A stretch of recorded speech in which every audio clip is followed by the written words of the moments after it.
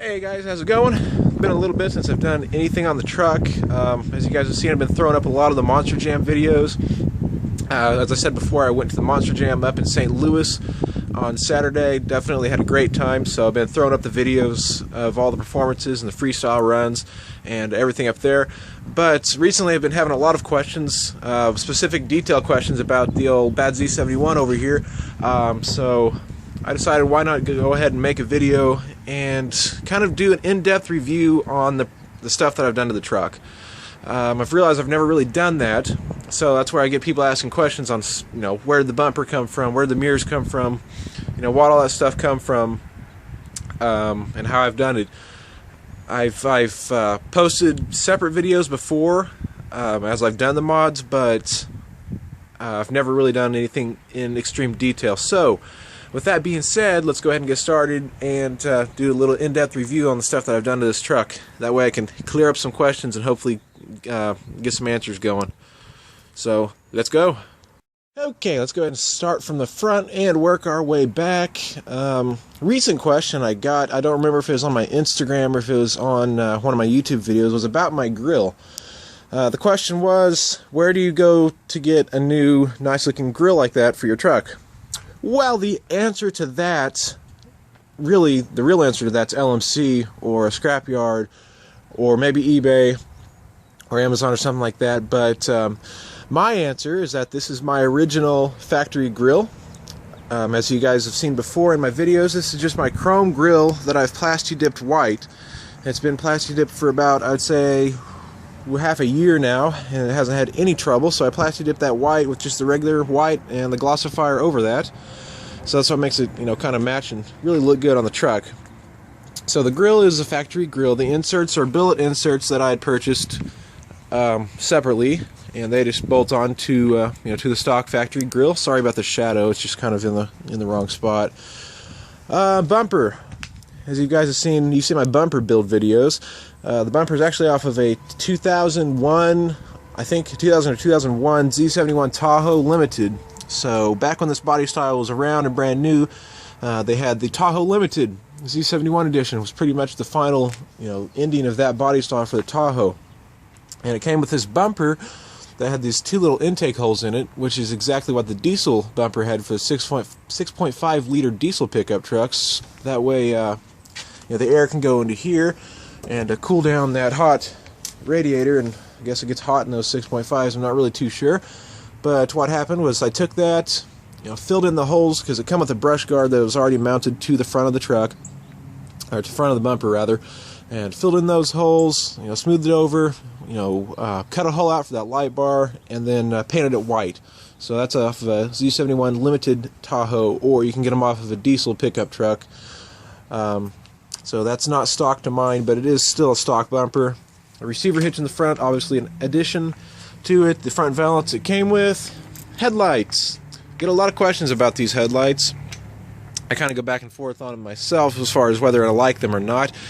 But these are Winjet, W-I-N-J-E-T, halo projector headlights for K1500. Got them off eBay for a good price about a year ago as well.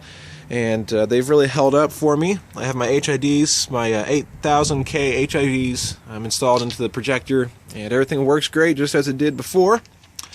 The park lights / turn signals, I got those from LMC. They're just LED, full LED park lights. So yeah, I got those off of LMC. The bow tie, stock bow tie, plasti dipped black. And the biggest question is that Z71 emblem that came off of 2014s. Back when they first came out, I knew I had to have that emblem. So I just waited until the parts department at my Chevy dealer got them in stock and bought one from there.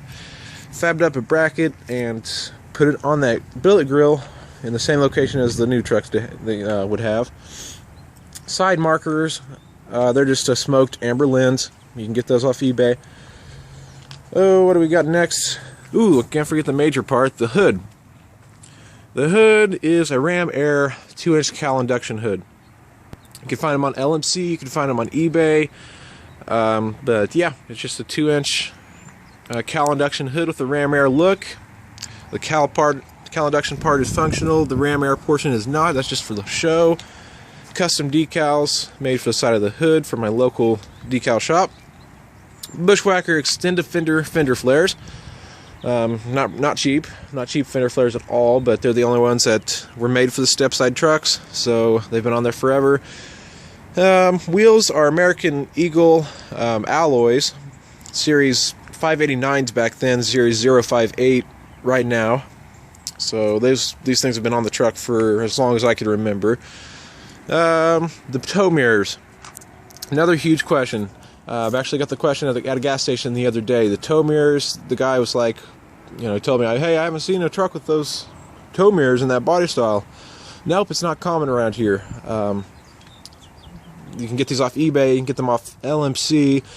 Basically what they are is they're just the 2000, I think it started 2002 body style and up, mirrors that somebody has rebased and remolded and everything to fit, our trucks. So you can get them off eBay, you can get them off Amazon, LMC. You can get them with or without the turn signals. You can get them with or without power. You can get them heated. All sorts of options up there. And of course they slide out like a tow mirror should, but I'm not going to because I think they might be frozen because it is like 20 degrees and it's cold.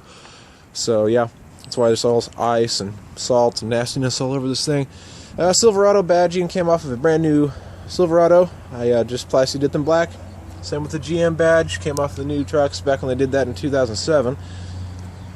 Everything from here on out is pretty basic. Tail lights made by Anzo USA, pretty much, in my opinion, one of the the best manufacturers of aftermarket LED lights. I got these because they kind of kept the stock look of it being red and having the reverse portion at the bottom. The reverse portion is slightly smoked with a 1157, I think it's 1157 LED reverse bulb in there, and the LED portion is full panel LED, not just bulbs. Exhaust is a Flowmaster dual outlet catback exhaust system. If you've watched my recent video, I'm having issues with it. It has been on there for 10 years, and without it being stainless steel, it's lasted a pretty decent amount of time. The Monster Hook, got that from monsterhooksinc.com. They make those big hooks. I've used it for towing people. I've used it for pulling people out. Definitely does come in handy. Not only does it look, kind of badass, in my opinion, but it does come in handy if you really need it. The hitch lock is made by Bolt Locks. Probably the best manufacturer of locks out there for anything. It actually, you tune it to your truck key, so your ignition key is actually what opens that up. And then last but not least, the third brake light is made by Putco. It's also an LED brake light with LED cargo lights. Got that in clear because I only made it in clear and smoked at the time, so didn't really have much of a choice. So that is really it as far as exterior mods go. Wow, look at that tow mirror. Got salt. Definitely got salt. Alright, let's go ahead and move on to under the hood. Alright, under the hood, into the heart of the beast. 350 Vortec 5.7 liter engine, as most of you know just by taking a look at it. I've done a little bit under here, not really a whole lot, but there's a little bit of notable things. This is basically the stock setup. My truck's a little different. It has this storage box in place of whatever else is there normally. I don't really know, but it's always had that storage box there. We didn't add that on. First thing you're going to see right off the bat is my cold air intake. It's made by Air-Aid. Really, high quality, good quality cold air intake. It's a little dirty right now. Hasn't been cleaned for a little bit. But what most of you know is that most cold air intakes just go right into there. This one did not. This one came set up this way. That way it kind of kept this little Vortec resonator box, whatever you want to call that, on there. So a lot of people tell me to remove it. I don't know why. It's not going to help me, I don't think. And I kind of like it on there. Kind of just dresses it up a little bit. Did add a let's see, let's go with the alternator. Did a 145 amp, I think, alternator. It's bigger than stock, and that just because my other one died, so I decided to go ahead and upgrade. All the air conditioning stuff, it looks so clean because it's new. It's only really 2 years old, I believe. Helix Performance throttle body spacer in there. Just added a little bit of, opened it up a little bit. Gave it just a little bit more, intake. And JBA short tube headers. Definitely can't go without having headers on a 350 motor.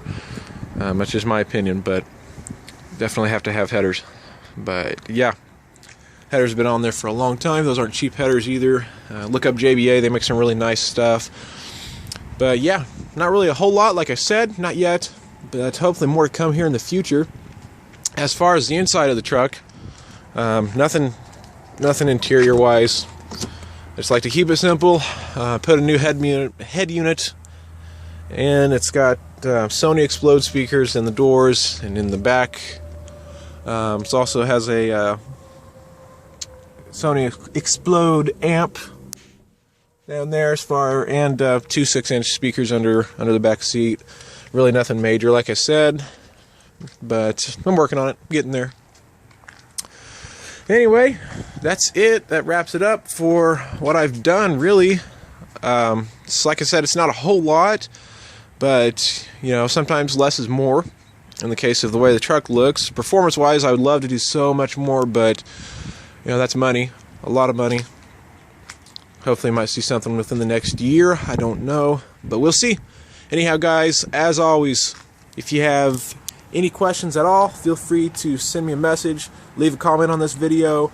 I'm going to go ahead and throw my links down below to my Instagram and my truck Facebook page and all that stuff. That way, if you have any more questions, you can hit me up there if you don't want to do it here on YouTube, because I know it's a little hard to respond on those comments, because I don't always get notifications when they're posted. So, yeah, guys, as always, thanks for watching, and if anybody else is around here in the Midwest, enjoy this nice cold weather. We'll see you later.